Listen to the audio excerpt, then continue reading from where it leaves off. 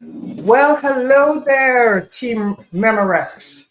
It's time for another edition of Let's Get Visible, Visible. I want to get visible.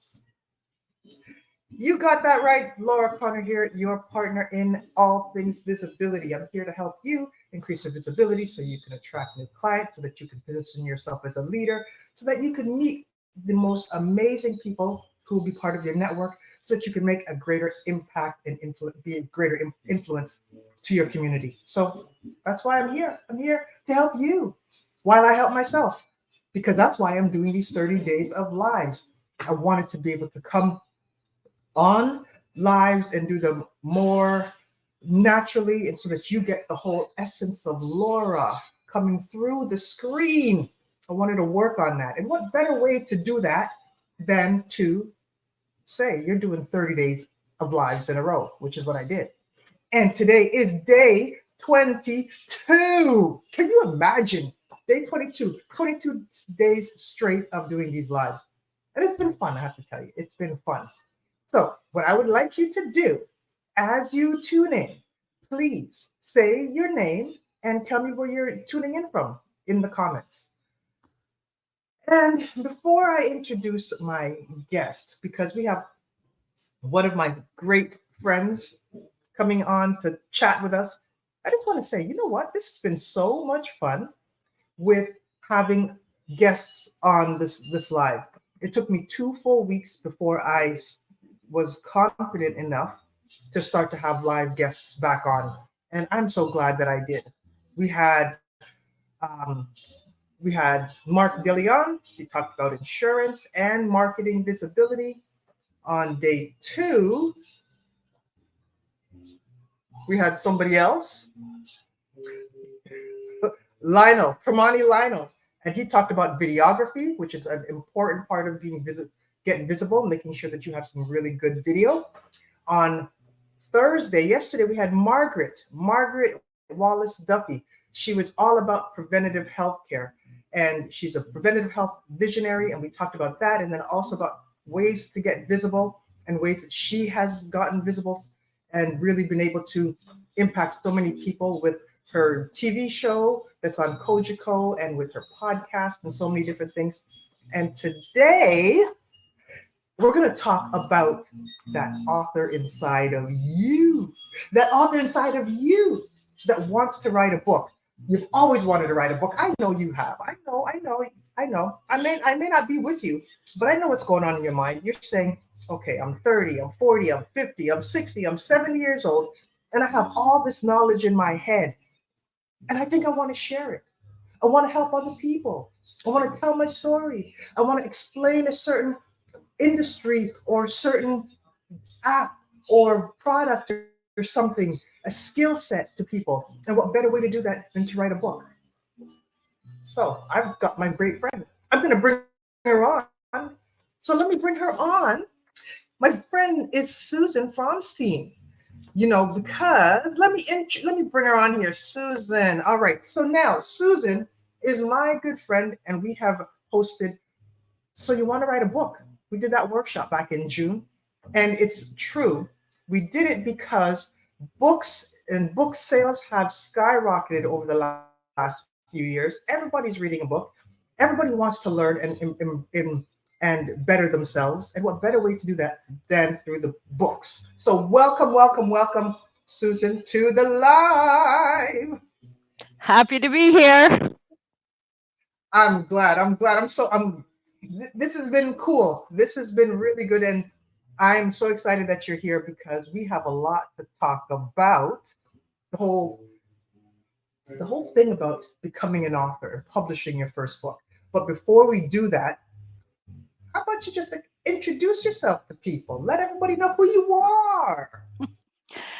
I'm happy to do that. My name is Suzen Fromstein, and I'm a speechwriter, a Toastmaster, a book author. I have 4 books actually under my belt, and 2 are business books. One is a comedy book, and I veered left again and wrote a murder mystery. So I like to challenge myself. So I didn't 4 stay in one books. lane in particular. I sort of bounced around all over the place, which was a really interesting experience and a I great guess learning that, opportunity. right. I guess that would be good because writing a murder mystery is different from writing a business book, which is different from writing a book of poetry or something else. So the fact that you've actually done all four different books, that that's expanded your wealth of knowledge into the process and how you actually write a book and things you need to keep in mind, right? Absolutely. And it was great fun to do and a great professional challenge because if we always do what we've always done, we'll always get what we've always got. So I like to keep pushing the envelope, keep challenging myself. That makes life interesting. Right, right. So you were or still are um, into PR and into speech writing. So tell us a little bit about your background as far as that's concerned. Well, I spent most of my professional career outside as a consultant, and when I went into getting a job, it was because of a personal situation. I needed to know how much money was coming in because my marriage broke up. So I thought, okay, rather than living the consulting lifestyle, I have the knowledge. Why don't I just transition into employment? And it wasn't as easy as I thought it might be, not because I wasn't enjoying sharing my knowledge with my colleagues and the organization, was because I really life as a consultant where you give advice and it doesn't matter if anybody takes it. You're just paid to give your advice and then you can go home and whether they implement it or not doesn't really matter. Whereas it's a totally different kettle of fish when you're actually internal. And as a matter of fact, I loved the job, but I got fired from that job. So it inspired. I thought, how is that even possible? I'm really good at what I do. So I don't think it's my work. I even had accolades from written accolades, mind you, from the media. Oh, So, really? which is very rare to get anything, but I went, thank God there's somebody over there that actually knows what we need. So I thought, okay, I'm golden. However, I wasn't. And that inspired, well, actually, I'm jumping the gun just a bit. After that, I decided, okay, well, I like the steady cash flow, and rather than the consultant lifestyle, why don't I go find another job? And I got another job in an insurance company this time, and didn't the same thing happen? And I went, okay. The only common denominator in all that scenario is me. You So I know it's not my work. I must be doing something wrong. So I had inspired a 1 year research project where I interviewed 51 men and 51 women from a variety of different industries and sectors, even a number of different countries.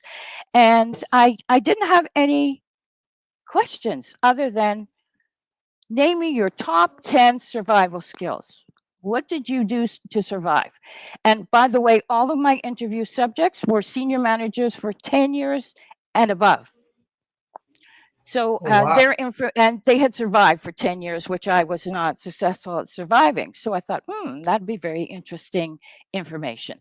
So based on that, I summarized their information in my first book, and it's called Suits and Ladders 10 Proven Ways to Keep Your Job Safe with a Few Jokes Thrown in. Because life's not anything without laughter. That is so true. I like how you took something that a lot of people go through, losing a job and not once but twice, but you turn that into something positive and you're able to actually have something at the end of the day. It's not just two jobs that you lost. You have a book in your hand, well researched, based on something that was, not the nicest at the time to go through. So, and isn't Well, it that was part of also interesting in terms of I learned a whole bunch about what I did wrong. I thought my title, which was director of communications, a very senior title, was my job.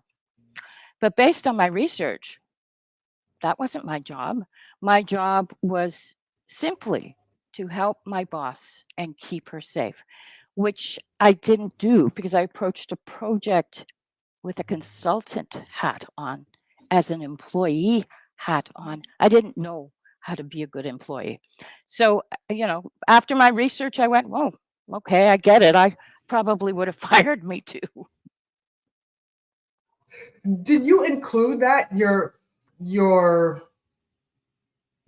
aha as to the hats that you should have done? Did you include that in the book, or was it after you wrote the book when you realized? It was no, it's not in the book per se. It's what I did in the opening part of the book is I said, I got tired of blaming, everybody else for my failures, and I decided to investigate what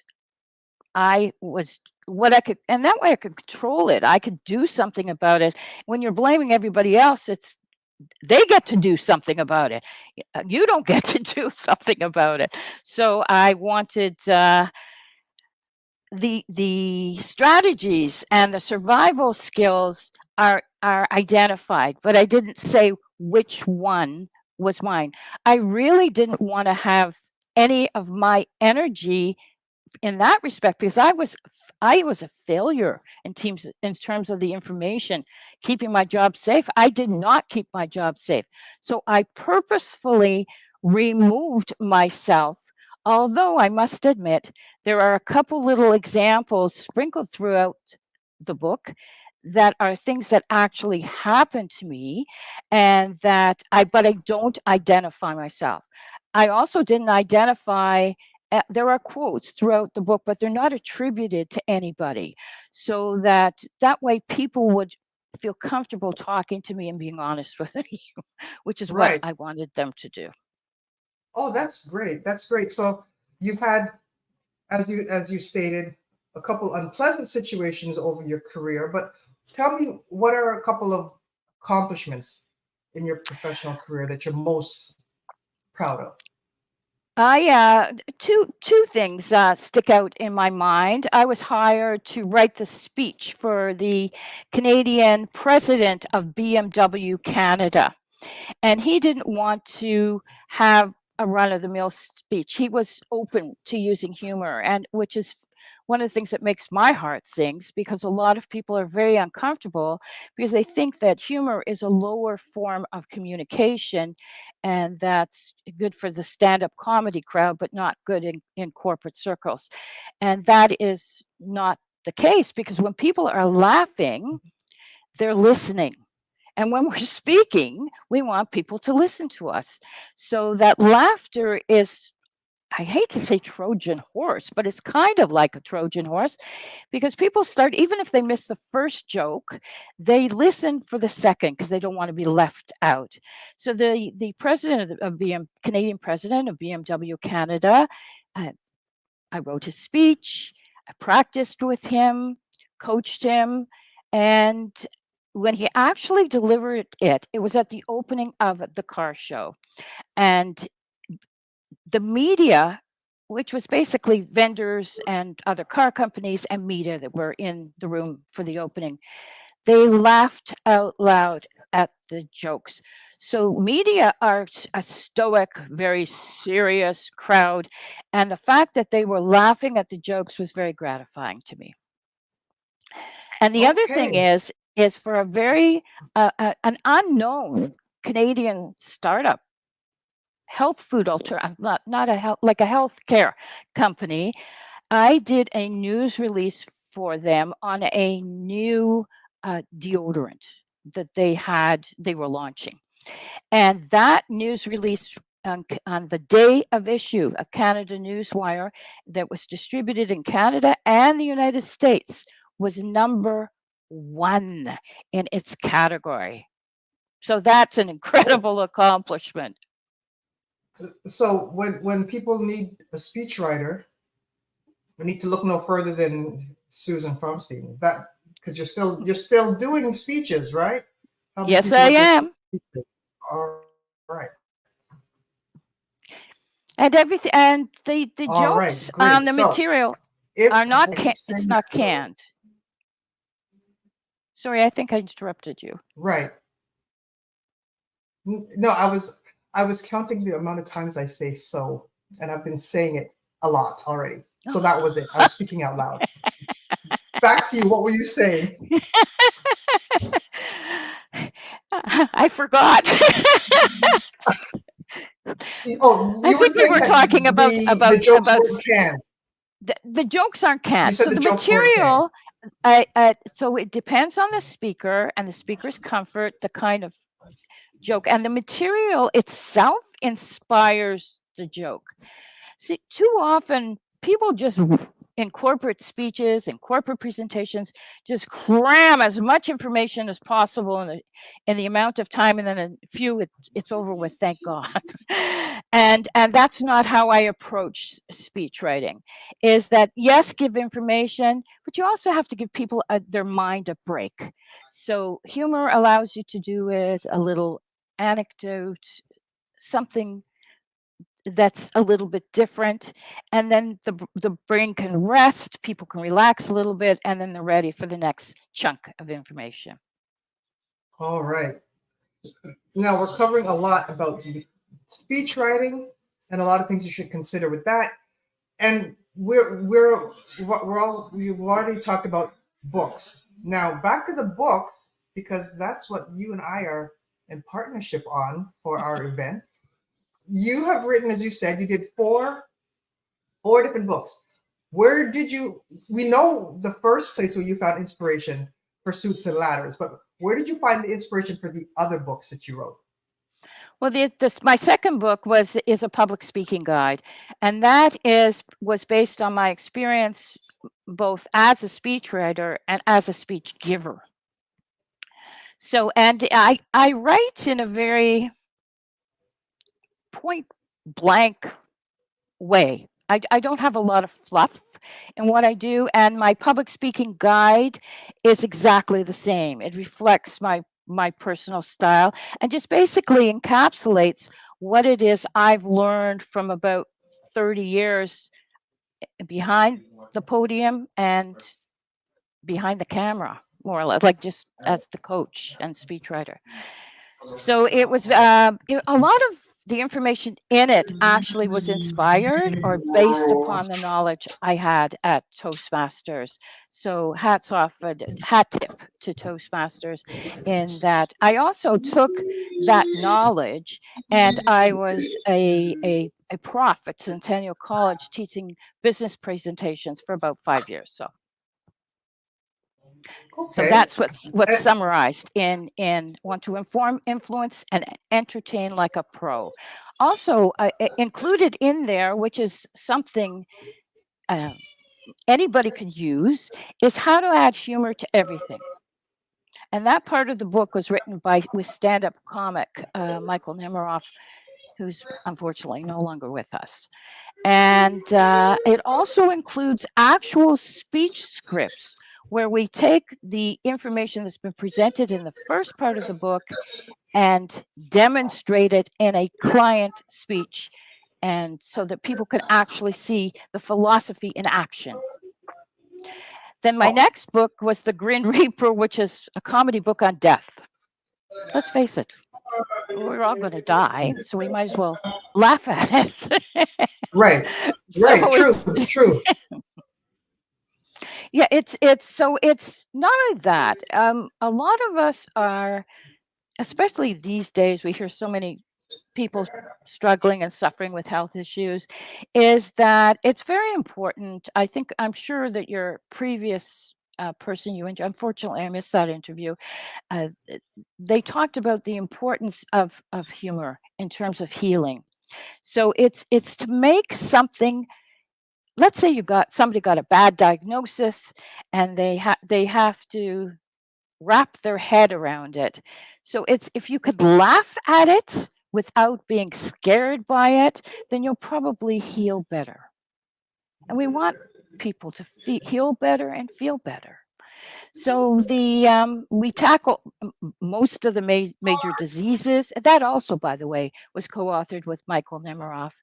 And because I'm a humorist, if anything, I don't uh, hang my shingle out as a comic. I have a great sense of humor, and I know what works, but I'm not a stand-up comic or anything like that. And then the Is- last one was a murder mystery, and that was co-authored with a guy I met at Toastmasters, believe it or not, oh, 30 really? years Okay. ago. All right. and All right. and yes, and we'd maintained touch. As a matter of fact, we'd sat on a children's mental health board together, and we decided, okay, let's do something. So you have the four out of the four books, three of them were co-authored, Two. and two of them were co-authored. Mhm. Now, tell me a little bit about that, because I'm all for collaboration, Mhm. but it's one thing when you're trying to get everything put into a book to work together to write a book. How do you? What are some tips, or what are your thoughts on working with a co-author to write a book? Okay, well, it's different. Writing a book is very intimate. It's very different than our collaboration, for example, because we work on basically a project together, Right. which is our workshop, and then we go away and do our own Yep. thing. Whereas writing a book and developing a book in terms of ideas and so forth requires getting up close and personal with the person and basically living in each other's pocket for however long the book takes to evolve. So it's very important that you pick a writing partner, because that's what it is, that has compatible values. One of the things I ran into with Michael, because he's an entertainer, like his idea of time is not mine. I hadn't realized that. His idea of deadlines are also not the same as mine. I cut my eye teeth on corporate, so I'm used to deadlines and timelines and doing things when you said you were going to do it, and before, if you could, even an event. So that's the kind of world I grew up in. So there was a little bit of a adjustment, and it did take a very long time to come to fruition. It got derailed a bunch of times by people getting distracted by other projects, distracted by not knowing where to take it, distracted whether that's my voice or not my voice, or maybe they were hearing voices in from ghosts or something. So I don't Right. know. It unfortunately it did take a very long time, but the final product is fantastic, and it's an irreverent piece of work. It's not your typical stand-up comedy piece, but it makes scary things accessible, and not and there's so much research that went into the book. The research alone of researching all the various diseases, and I'm a layperson. I'm not a doctor or a healthcare practitioner. So there was a lot of research that went in, and then the research was vetted by actual doctors. So it's technically correct, but written for the layperson. Like so many of us go to the doctor and have no idea what, especially with a scary diagnosis, what's been said. Right. So And we were hopefully, talking. We were talking about good. that just yesterday, about being in control of your health Mhm. with Margaret. So your book would have been a perfect complement to that, to help us to know what's happening with our own bodies. So that's Well, good. it's an irreverent. It's an irreverent piece of work. It's not. It's serious. It's a serious piece of work, but it also plays around with looking at things in a more fun-filled ways. We also, so if anybody thinks death is serious and not to be laughed at, it's not the book for you. But for everybody else who's interested in laughing death in the face, like somebody tried to kill me before, nobody's taken me out yet. If you've got that kind of attitude, then you'll love The Grin Reaper, a humorous look at death and dying with a few jokes thrown in. And I just from knowing you, I mean, I know everyone, you're watching and you're listening to Susan. What you see is what you get, and which is good, which is what you want, which is absolutely what you want. If you have a dry sense of humor or a different sense of humor, or if you're just you're a different breed, and I like it because I know what to expect, right? And so reading your book, then it's going to be the same thing. It's not, who is this person? It's not, obviously it's not a ghostwriter or somebody, because this really is Susan. You can see all the sprinklings of Susan through it, which is good. I think that's great. Well, hopefully, if somebody picks up all 4 of my books, even though they're all different, you can see me in them. Right. No, that's cool. That's cool. Now, go ahead. You're going to say something? I, in terms of creativity and inspiration, I always say that where the magic is the space between the words. It's actually not the words themselves, because it's the space between the words where you choose the next word.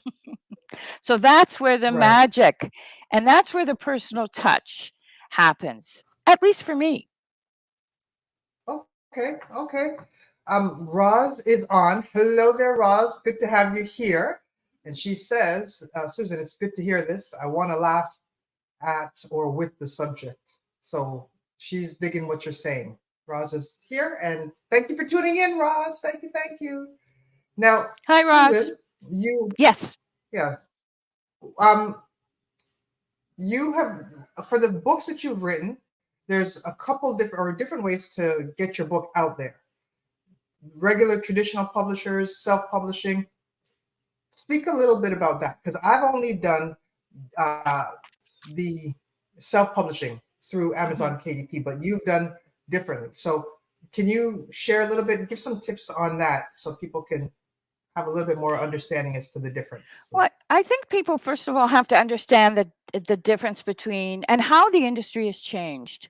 In the past, for example, even if an unknown author could have taken a manuscript to a traditional publisher and said, here's my work, let me know what you think.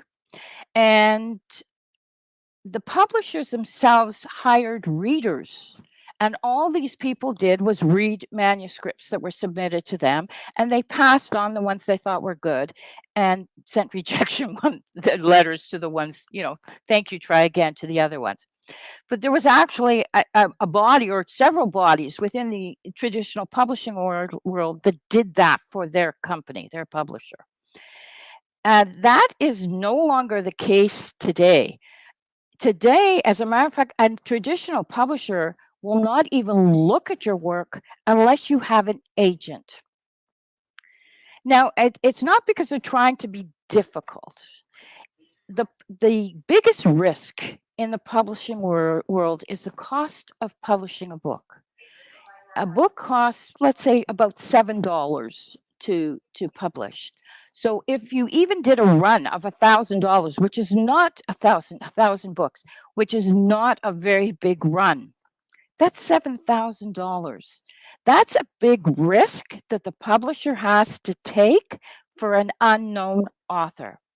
So another issue for a traditional publisher, let's say you've got an agent, which, by the way, I've never been successful at landing an agent. So if anybody has any tips on that, they can let me know. I'd love to hear about it. And my publisher, by the way, Carrick Publishing, I knew Donna. So that it was like falling out of bed. It was easy. So I didn't have to go jump through any hoops, let's put it that way. So the traditional publishers nowadays require that the author do all their own marketing. And they won't even look at you unless you have like 5,000 LinkedIn followers and 10,000 Facebook followers and who knows how many Instagram followers, for exactly the reason I just said, is to make sure that the risk is borne by the author, not by the publisher. That's $7,000 they have to take out of their bottom line to invest in their author. So it makes sense that, they don't want to deal with somebody that's not vetted properly. So what do people who don't have an agent, don't have a friend who's a publisher, or a husband that's a publisher, or a wife that's a publisher, or a cousin, and what do? Is they go the self-publishing route, because everybody has a story to tell, and we're all not going to start like J.K. Rowling. She was very lucky. She had a wonderful product, but she had lots of rejections before she actually got published. Actually, so it's not, I'm not J.K. Rowling. I'm not anywhere near as good as she is. So the thing is, okay, so what do people like me or like you do who have something to say and want a platform within which to say it and to share their knowledge and experience or self-expression to the world? So enter self-publishing. And that opened up a whole new world to authors that are not known and that are just starting out to get their foot in the door and gain a following. Have people get excited, get to know you as a person. Because in this day and age, unfortunately, it's no longer products that are the brand. As authors, we are the brand. I don't know how we got to be the brand, but we are. That's how the industry has changed. So being a brand, we now have to, whether we're entering the door through the traditional publishing route or the self-publishing route, you almost have to do the same things. You have to have a presence, a social media presence. For example, I've just signed up AI for writers, AI for authors. So it's, it almost seems counterintuitive. So I'm basically want to learn who's putting me out of business. Because if AI could do everything that I can do, then I was just thinking as I saw the titles come up on the screen, wordsmith, okay, AI can replace that, speechwriter, AI can replace that, book author, AI can replace that. So the from what I understand, based on the introduction to the course that encouraged me to sign up, is that we have to do the proper search words to engage AI properly to get the best result. So that's how you get a good product out of AI. And it's not that you just take the first thing that AI spits out, is that you actually have to know how to engage with AI. So that's what I'm going to be learning. And then hopefully I won't be out of business because I'll know how to do it. There you go. At least you are not saying, AI has to get out of there. You see what's there, the technology is there, and how do you actually use it to actually continue doing what you're doing? But maybe this can help you. It's not going to replace you, but it'll help you a lot. And there's a difference between saying I don't want it. Yeah, there's a difference between saying I don't want it and then and you saying it's here, it's a reality. How do I make the best out of it? Well, the interesting thing about that is I'm not very, I wouldn't say, I mean, my webmaster calls me technological roadkill. I mean, it could be insulting, but I actually have known, he's a good friend of mine. I've known him for many, many years. So I take it, if a stranger called me that, I'd probably laugh, but I could probably be hurt too. Coming from my friend, it was like, yeah, whatever. Right. So it's, I tend, and it could be an age thing, I don't know, to throw up my hands in frustration that if it doesn't come quickly, because I like things to happen quickly. But you'll notice in this AI, I described the way I described is you use your words. And I went, okay, I can use my words. So the fact that it was technology didn't even matter. I got to use my words. So that's all. That's what got me over that hump. And I don't know whether it's the same for anybody else, but I decided, okay, I want to see what the buzz is about. I want to see what everybody seems to be talking about it. So I like to know things. So. Good. Everybody's talking about it. Everybody and their mother. So it's good that you are actually, even though everybody's talking about it, we're still sort of on the beginning part where people are just looking at it but not really diving in. It's good that you're actually doing that. Now, when we talk about writing a book, there's a lot that goes into writing a book, and writing it, publishing it, and then so on. What do you think are the biggest stumbling blocks that aspiring authors or new authors have to deal with on this whole author journey? Well, I'm assuming everybody has a wonderful manuscript, a wonderful book. Of course, there's designers they have to hire unless they're good at that technological piece. And if you're dealing with a self-published book and you're doing Kindle through Amazon or through Smashwords that hits all the other platforms, you have to be publishing your book in their software. So unless you know their software yourself, you have to hire somebody to convert your Word or whatever program you're working in, manuscript, into the software that can be read by those providers, Amazon or Smashwords. So there's that expense. If you can't, a cover sells the book, even though it's online. You have to have a nice cover in order to stand out. So unless you're on your, see, I'm doing the so thing. Unless you're very good at design, there's also the expense of hiring a cover designer. A lot of people have had good results with Fiverr, for example, to have inexpensive design. I have not had good results with Fiverr. As a matter of fact, it wasn't even worth the $10 I spent to because I did try it. Because my eldest son is a graphic artist, and he designed all my covers with the except and did the book layout actually. So I didn't have any of those expenses. I was very lucky and very grateful for his participation, except the last book. The last book was the co-authored book, The Murder Mystery, and although my son did provide initial designs, my co-author hated them. So I went, okay, now I have to. Michael's been part of my book journey in 3 of the 4. So now I have to gently tell my son we don't like the design and get a new one. We're going to have to go elsewhere. I liked his design. Yeah, I agree. It was a little bit out there because it was more illustration than computer design. And what book was that for? That was for Rouge, for the murder mystery. Okay. Yeah. Now, so my son his energy is in all my books except that one. So 3 of the 4. all right. Okay. When it comes to marketing all of your books, what are some techniques that you use? Well, it's most authors believe that their manuscript speaks for if you build it, they will come.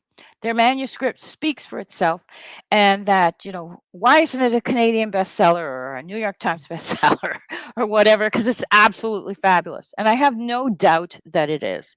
And the problem is, I perhaps you remember I said that traditional publishers won't even look at you unless you have a zillion followers on all the socials.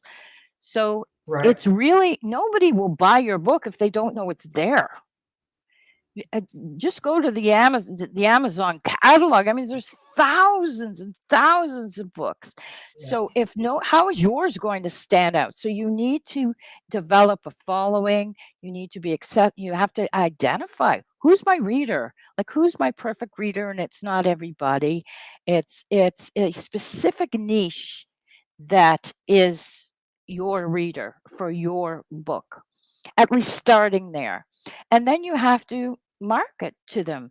And the best way I found is by speaking in public, either through Toastmasters or through private events where you're actually a keynote speaker. And what's even nice about that is typically you can sell books from the back of the room. So it's another source of revenue for you. As an author through Amazon, you get author copies, which means you buy them at cost and you can sell them at retail. So you can make a little bit more money than just having people order directly from Amazon if you have an event. So it's another revenue stream. And if you are the brand, you have to treat it exactly the same as if you were marketing a box of Kleenex or a computer or anything else. People have to know the benefits. People have to, especially with authors, they have to like you. They have to see you. You have to have a presence. So how do we get a presence if we're unknown? It's through socials. And I admit I'm not very good at it. I'm learning how to do that.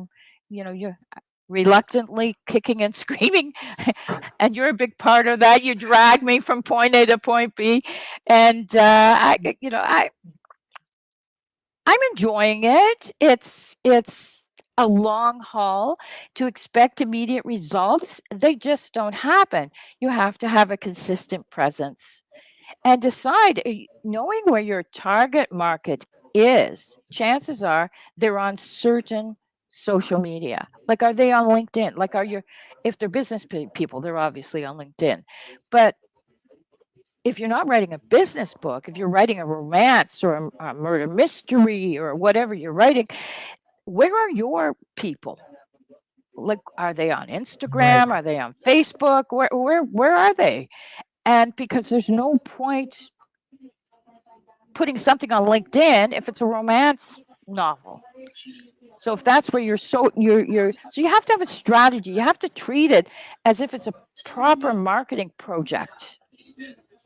True. One thing I like about LinkedIn is I find the community so much more supportive when you have a good network.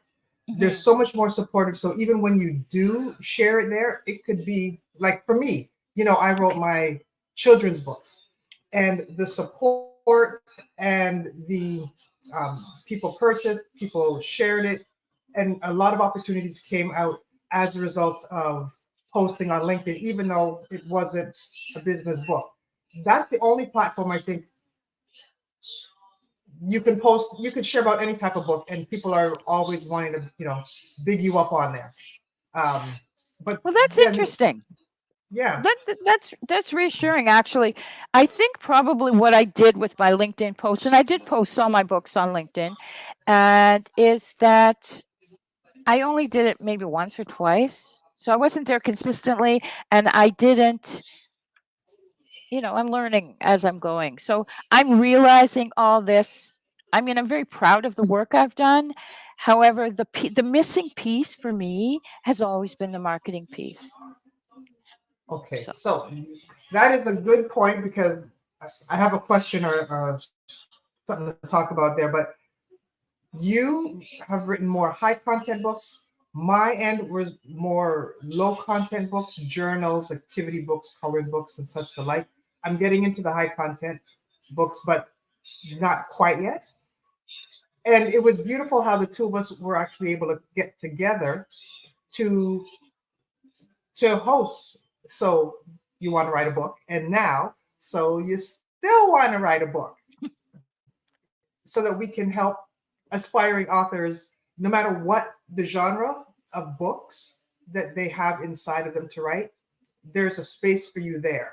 And a lot of the things that you have to do are similar. There are different nuances and different things you have to keep in mind. So, for example, Roz, who's on here today, she has written some cookbooks.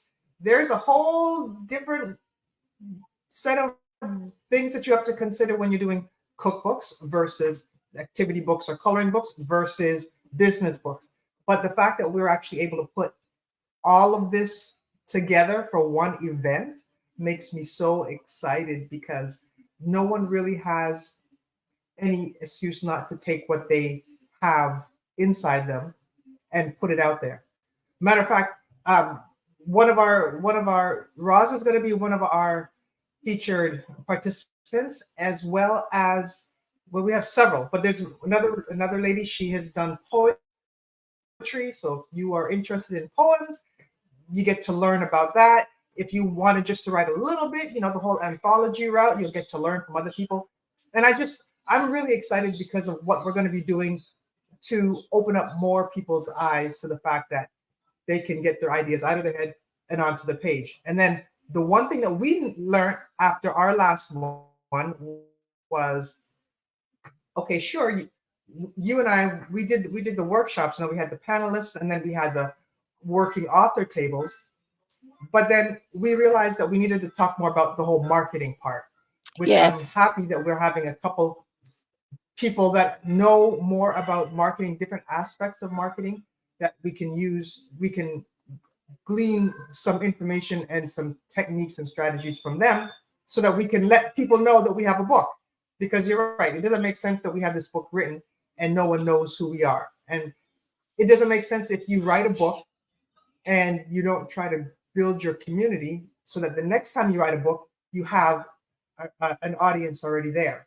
So we're going to be learning about that, and which I'm so excited. I'm excited, Susan, about it. I have to tell you. I'm excited too. I like the new format. I mean, we certainly we've given people more time. What we found, I think, is that people wanted to talk more. They wanted to because we encourage people to bring their own projects so that they, stumbling blocks, questions they wanted to ask about character development if they're writing a fiction book or a fantasy book or whatever, so that the information would be more relevant to them. So we had the author tables. That was great. So that all the participants will get an opportunity to interact up close and personal with pretty much all the presenters, both you and I, all the panelists, and all the breakout sessions facilitators. Now, we never had breakouts because we never had time in the last, it was a shorter duration workshop. So we extended the time, and the extra time has been taken out by breakout sessions so that participants will be able to choose from a whole menu of different topics, and so they could choose what they are interested rather than have somebody lecture from the front of the room, because somebody may not be interested in marketing. What you have to say, but yeah, even if they had to sit there, they'd want to hear what I had to say, right? Yeah. Right. Yes, that was a little bit of humor gone bad. Okay. Well, you know what they say about humor gone bad? I mean, sometimes people didn't know that a joke was going to be said. So I'll listen for the next one, I promise. Only one per live stream. That's it. That often happens with comedy, by the way, is sometimes people miss it. Seems like I keep getting off the screen for some reason. It's they don't, they didn't know that a joke was going to be said. Once they hear everybody else laughing, then they'll listen really hard for the next joke. Right. All right. Now, tell me, we're going to wrap up, but a couple things. Let me tell everybody what we're doing, and then I want you to give any final thoughts or encouragement to people who are on the sidelines about writing their book or on the sidelines about joining us. So let me tell everyone once again, our workshop is happening. So when you still want to write a book, Saturday, November 11th from 10 a.m. to 4 p.m. at the Rouge River Community Centre, which is in Markham, on the east side of Markham, but it's a beautiful location. We're going to have authors. We're going to have workshops. We're going to have food. Did I tell you food? Yes, we're going to have food Our authors are going to be bringing their books, so we'll have opportunities to get book signed. We're going to learn, we're going to network, and we're going to leave empowered and ready to go out and write our book or finish the book that we've started or market the book so we could sell a whole bunch and then write another one. If you haven't made plans to join us, you need to be there. And tickets are only $59 each. And if you bring a friend, you're going to save $20. It's two for $99. So bring a friend and two of you can come for $99. It's going to be well worth it. Well worth it. I mean, where else are we going to get 6 hours worth of learning, Susan, for $49 a person, really, or $50 a person? Where are you going to get that? Nowhere. Absolutely. And plus, we're going to feed them too, and they can win prizes. That's always nice. Yes, Plus, all yes. of the panelists and even breakout facilitators will, one lucky winner or maybe several lucky winners will win their books. They won't even have to buy them. The one person. Or last time we split it up because we had so many books that we didn't. We split it up so there were two winners. So there's actually no time like the present. We have to seize the moment. We don't know when the next moment is going to come. If COVID taught us nothing, it taught us how precious every moment is. So if you've got something to say, and Lord knows we've all got lots to say, then say it. And hopefully this will act as a catalyst, will answer any questions you have, will give you the push that you need to get started. It will make it accessible in terms, I don't mean physically accessible, but accessible in terms of knowledge, that you'll feel confident starting out. And that's what we hope we can do, and we can celebrate. One of our participants from the last workshop is writing his book on the spiritual side of business. And that was inspired by our workshop. And he had no intention of writing a book, but he came away from the workshop and hopefully he'll have it out in 6 months or so.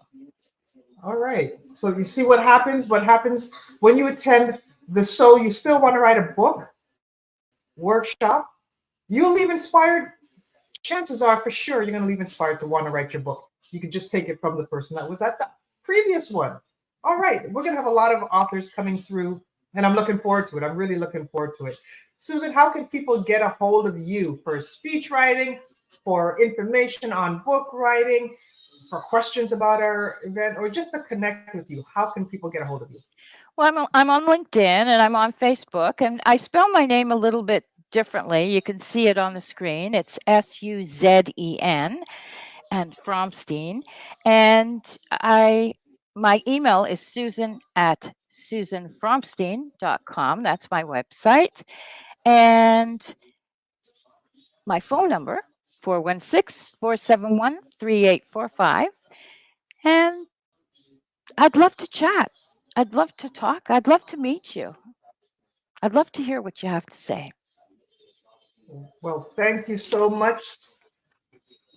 Thank you. I know. And when people do talk to you, just be warned, which is a good warning, that she doesn't pull no punches and she's not going to fluff anything up. So you want the honest truth, given in love, you want to talk to Susan. All right? That's cool. So take it from me. Take it from me.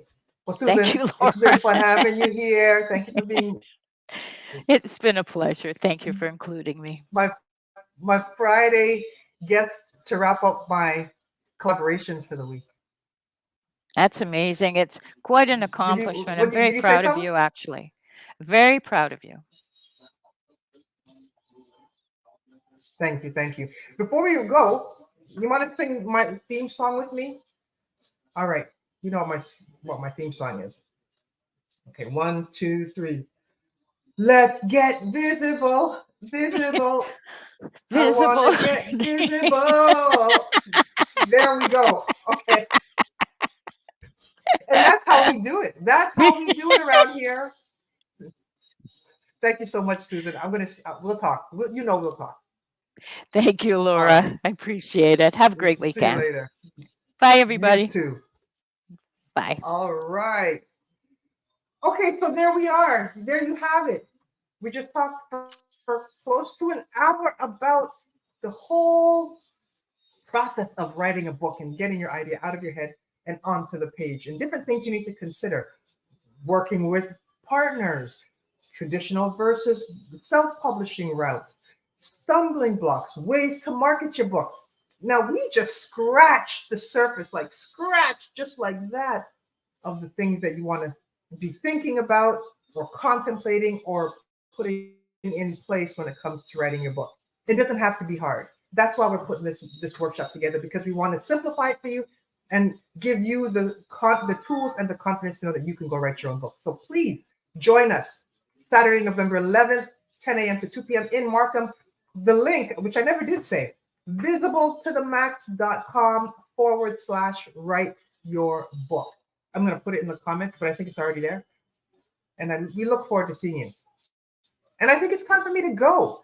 Yesterday, I went to the music store with my son, and now the big sale at Long and McQuaid is happening, so we're going back to purchase what he said he wanted. So that's my Friday. I hope you have a great Friday. Whatever you do, enjoy the Friday. I have another 23, 24, 25, 26, 27, 28, 29, 8 more days left of my daily lives to finish my 30 days. So I will be back here tomorrow. I'm not sure what time, but I'm going to be coming back, and I'm going to talk about something probably a little vulnerable tomorrow, because we all need to continue to get visible. And on that note, I'm going to leave you, and I'm going to sing my theme song again, because why not? Because I kind of like it. I wrote it myself, Until I talk to you. Let's get visible, visible. I want to get visible. Peace out.